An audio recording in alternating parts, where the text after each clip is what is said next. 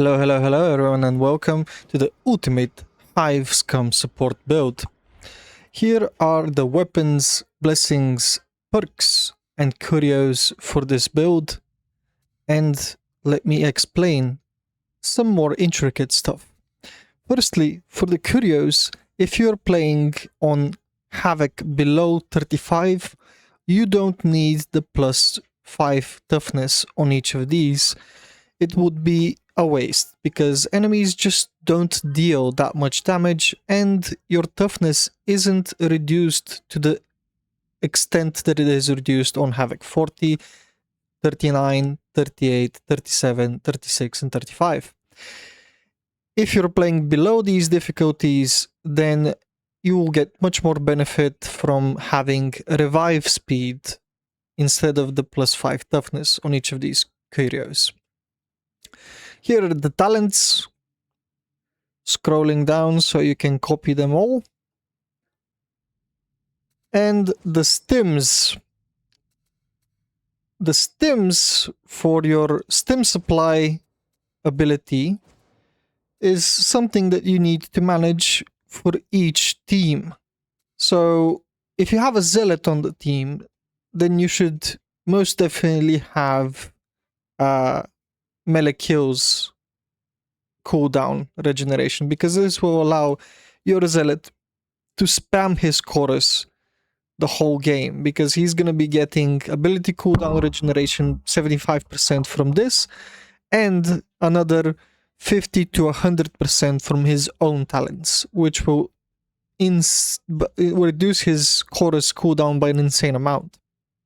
But if you don't have a zealot, then you might benefit a lot more from having clay, because clay will reduce the damage, reduce the cooldowns of the characters that have ranged cooldown reduction on your team.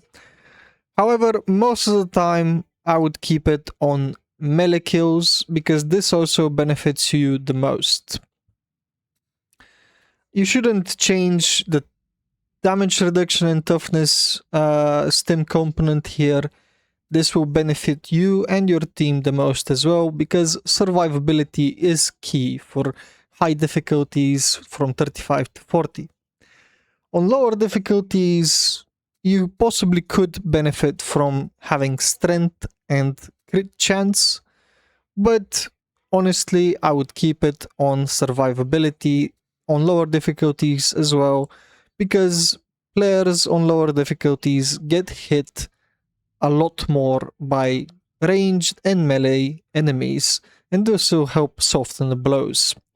And survivability, in my opinion, is a lot more valuable than just a few more strength percentages and a crit chance in a team-orientated setting, because, well, if your team is dead, then they can't deal damage.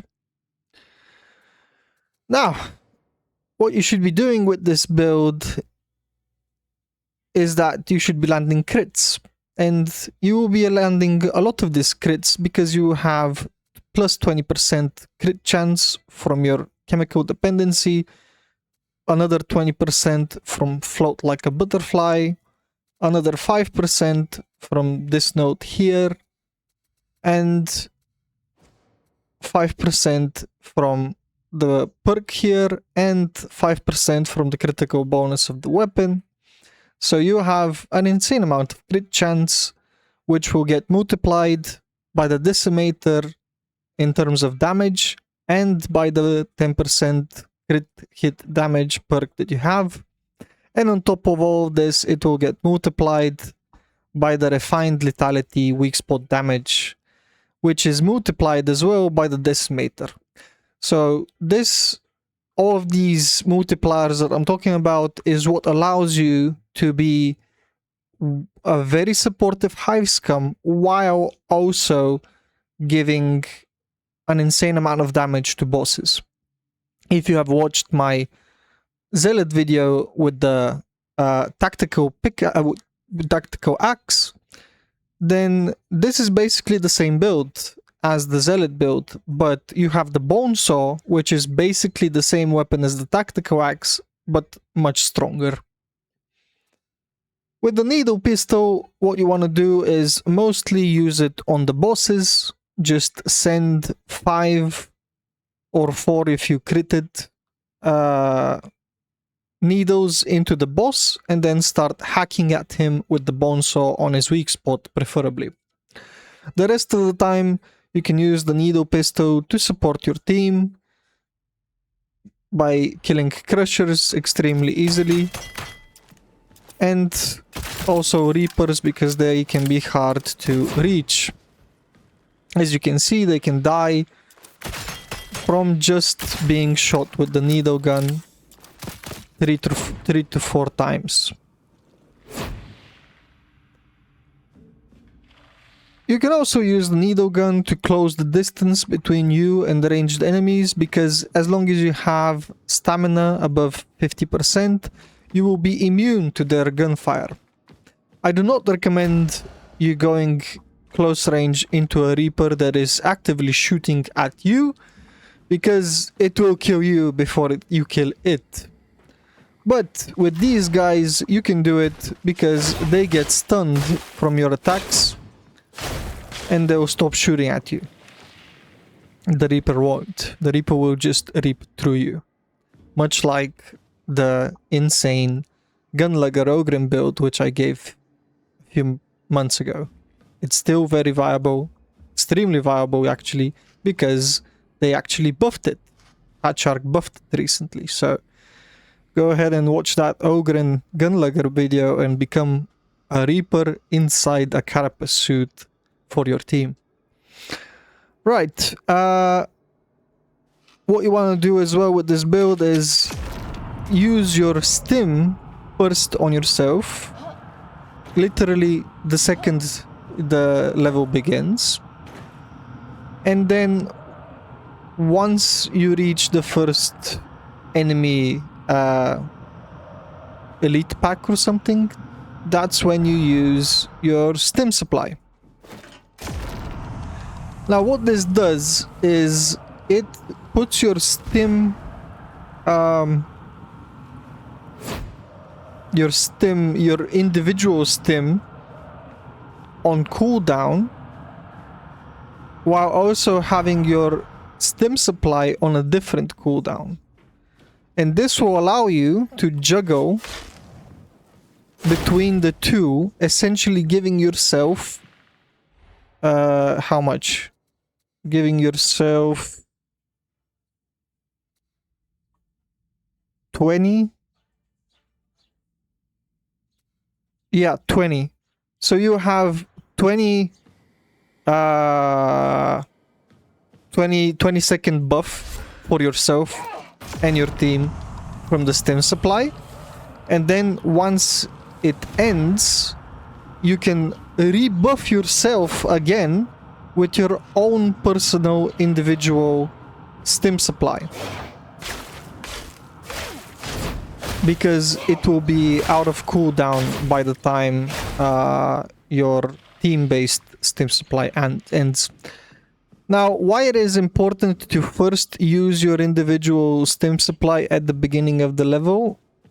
Well, that's because if you use your team-based Stim supply, it will also put your individual Stim supply on cooldown as well.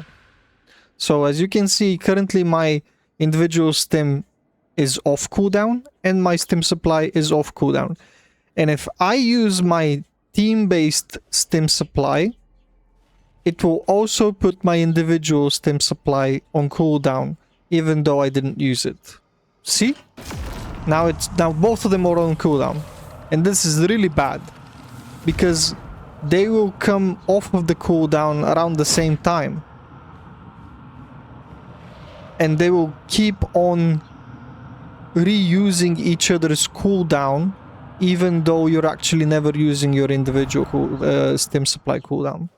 And that's why you want to first use your individual cooldown at the beginning of the level to make it misalign with the cooldown of your stim supply. And you want to keep doing this during the whole level and be mindful of these two cooldowns, so you keep them separate and you can use them separately.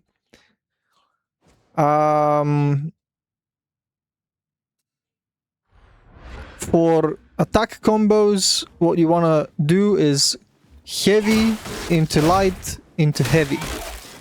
Now for carapace, like this crusher, you actually want to use the second poison type.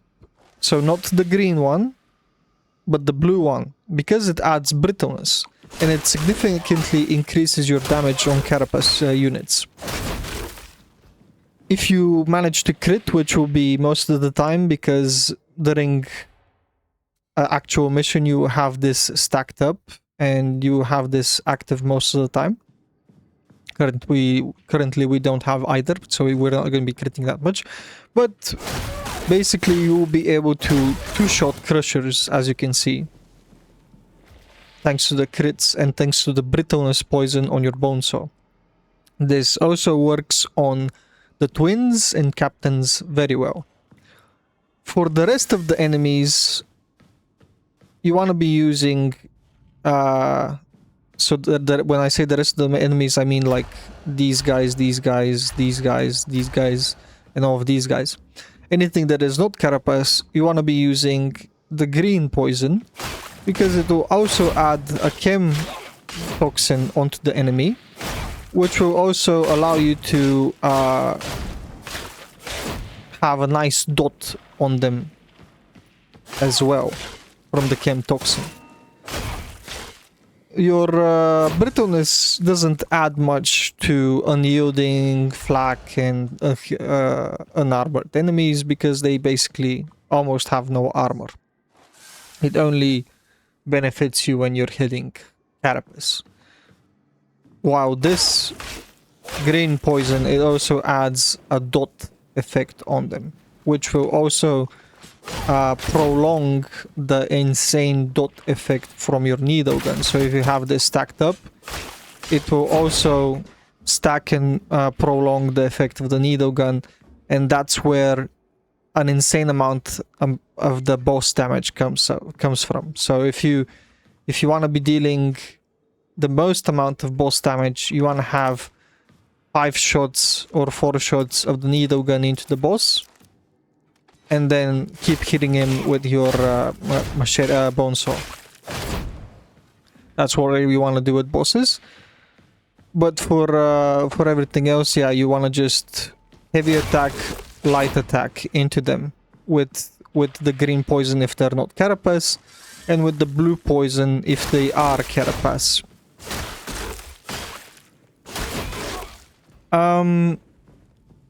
Now, if you are having a lot of these enemies that they don't have armor, then, like, what I mean by a lot is when they're in a horde. So like they're in a mixed horde and there is a lot of these guys in the same horde, like 3 of these guys next to each other. What you want to do is light attack, heavy attack, because this heavy attack will hit all of the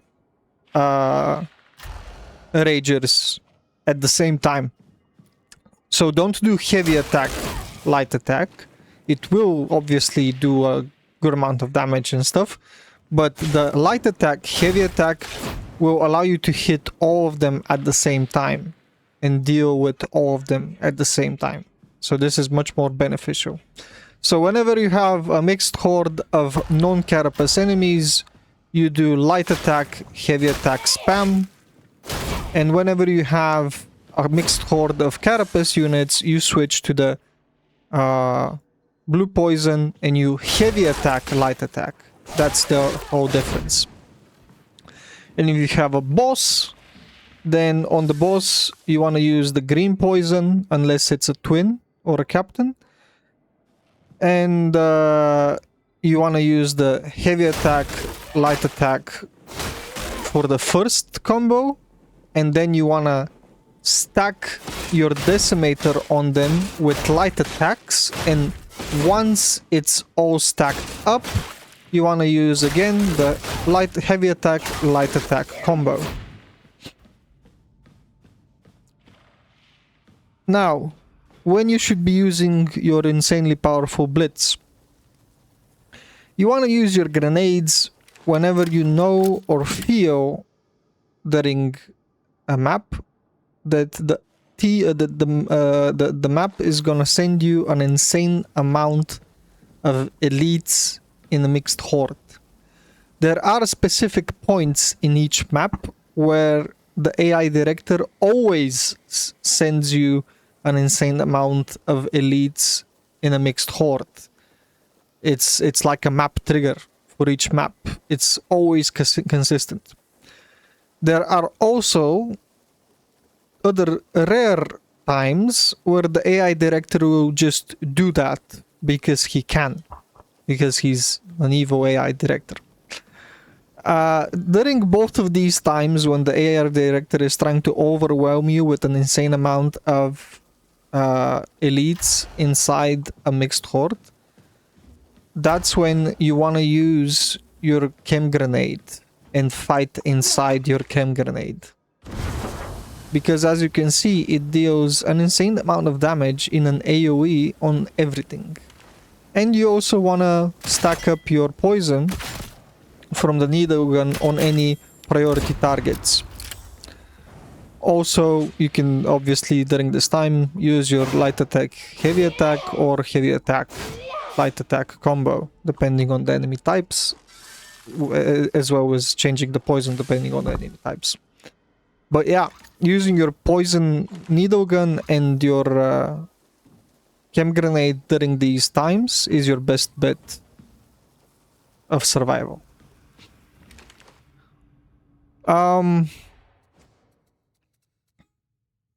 So yeah, I think that's pretty much the whole build. Everything you need to know to survive and thrive with it. Yep. Enjoy supporting your team. Oh yeah, the last thing I should mention is that this build works best with a classical combination. So an Ogren, preferably with a shield, can be with a pickaxe as well, but preferably with a shield and taunt. A Psyker with shield again, and a Zealot with chorus. This is when this build works the best, because you're supporting your whole team the same way a veteran would with his voice of command spam. You're supporting your team the same way with your stim supply, while also making them immune to blight. So you should primarily be using this build when there is blight on the map, especially on maps like Throneside Arcavium Sycorax. On Throneside Arcavium Sycorax, if you don't have a Zealot with Beacon of Purity and a Hive Scum with Chem supply, Stim supply that makes you immune to Blight, and there's Blight on the map, you will not survive this map. It's an insanely difficult map when it has the Blight modifier. Arcavium Sycorax on Throneside. Insanely difficult map if you have Blight on it. It's a very fun and easy map if you don't have Blight on it. But if you have Blight on it, you absolutely need a Hive Scum with Chem Supply and a Zealot with Beacon of Purity. No other way. Extremely hard. So yeah, you want to use this build whenever there is Blight modifier on your Havoc level. And you want to have the classical combination of Taunt Ogren with shield, preferably, Psyker shield, and Zealot with chorus. Because you're basically the same thing as a veteran with voice of command and crack grenades. Your crack grenades are your needle gun and your melee attacks from your chainsaw, bone saw. In terms of boss damage, and your voice of command is your stim supply. So yeah, this is everything about the build. Enjoy and have fun.